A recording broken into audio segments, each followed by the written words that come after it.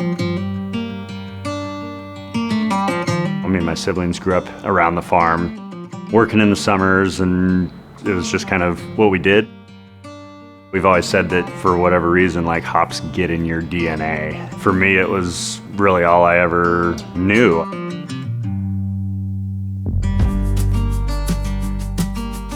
I'm Patrick Smith. I'm CEO and fourth generation hop farmer at Loftus Ranches. I got my first paycheck in 1987. I was 5 years old.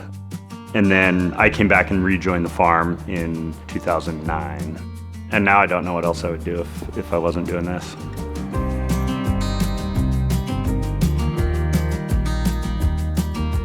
My great-grandfather, B.T. Loftus, and his wife, Leota, planted hops here in 1932.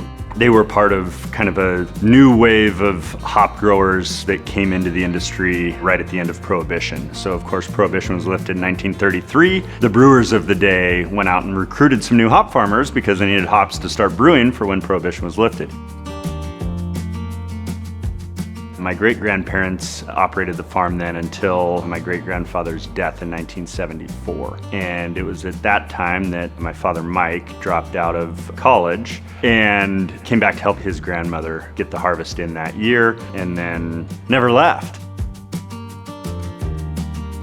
One of the things that has been most helpful over the last few years of my career is having my siblings operating a craft brewery and being able to see from a craft brewer's perspective what's important. And that's really helped me on the farm, but also of saying, all right, here's what's important to our customers that we may not be necessarily seeing or thinking about, giving us that different perspective. I'm Kevin Smith, co-founder and head brewer of Bale Breaker Brewing Company, and grew up on Loftus Ranches. It was interesting growing up on a hop farm. I mean, I guess as a kid I didn't really think it was anything super cool or, it was just like what my dad did. But as I got older and into the craft beer industry, I found out it was a really unique place to grow up, and a lot of people thought what my dad did was super cool, so.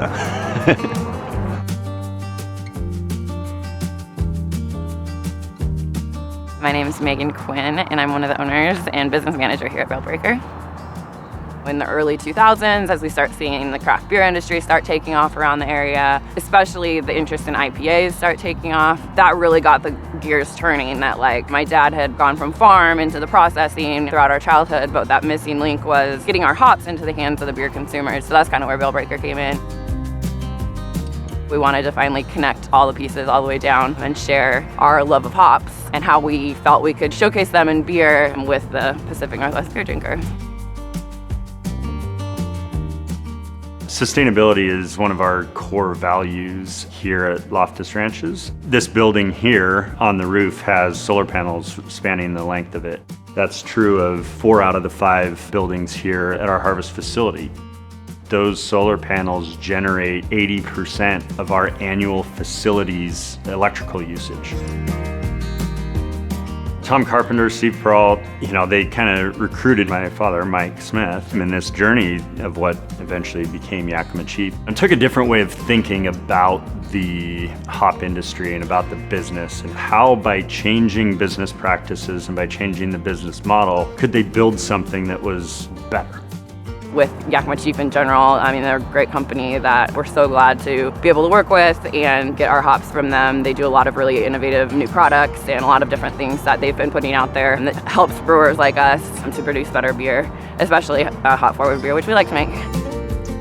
Yakima Chief's always on like the cutting edge of innovation, always, coming up with new varieties, trying to push the envelope of what us brewers know as hops, and it keeps us interested and it keeps us going and innovating.